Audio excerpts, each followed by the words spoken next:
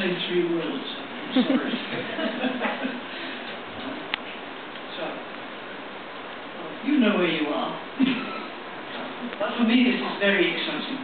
This is the first time in my life I have left the airport in Rio de Janeiro. I've visited the airport many times. I've never left it before.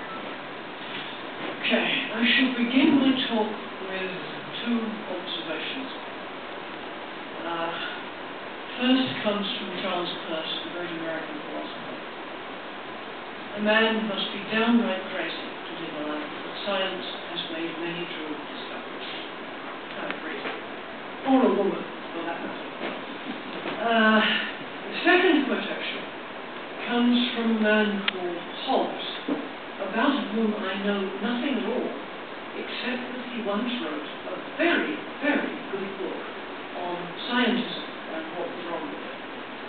And he writes that scientism employs the prestige of science for disguise and protection.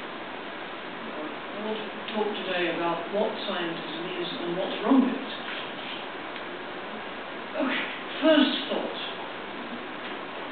Science is a good thing. We're a lot better off with it than we would have been without it. Now I'm borrowing a metaphor, 2 metaphors from Francis Bacon. Science has brought us both light, by which he means knowledge of the world, and fruit, by which he means the ability to predict and to control natural phenomena. When Bacon wrote, it wasn't very long after London had been hit by the plague, and nobody knew what to do. Nobody knew what the cause of the plague was. Nobody knew how to prevent infection. He understood very well what science might be able to do, what scientific knowledge could do for us. However, see, I really am a passionate moderate. Science is a good thing, but it's not a perfectly good thing. For one thing, it's fallible. It produces a lot of garbage as well as a lot of good stuff.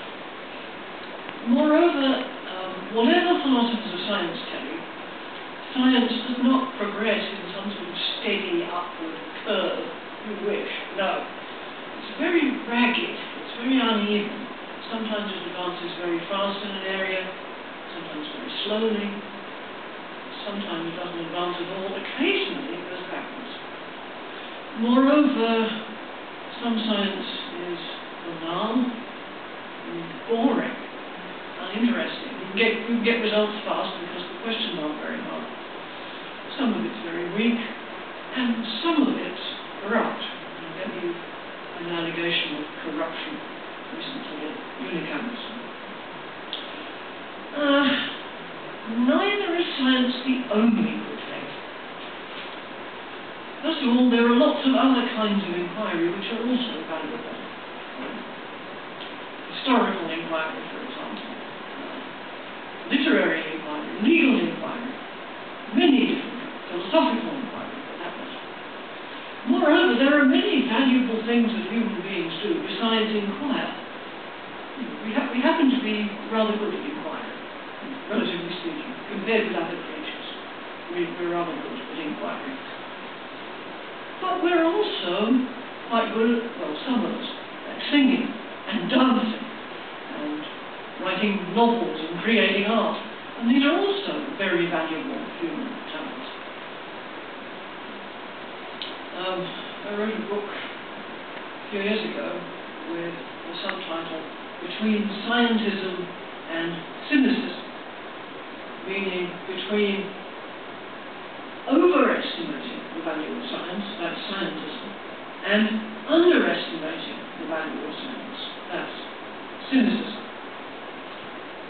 I'm going to talk today about overestimating science. In part, I might say, out of a fit of conscience, because a lot of defending science was actually about cynicism, about the other extreme. And now I want to say more about this extreme. The word scientism, of course, has a history. It used to mean, well, behaving like a scientist. the habit and mode of expression of man of science. It used to be, in other words, an entirely neutral word. It was not a bad thing to be scientific. But at least since the middle of the 20th century, it has been completely pejorative. If you say something is scientific, that's to say, it's a bad thing. Probably don't need to explain this to you, but I always have to explain to English-speaking students, maybe I'll do it. Pejorative comes from the Latin peor, meaning worse. It's not a word with which English-speaking students are worse familiar. And nowadays you see scientism described as a prejudice, a superstition, an aberration of science.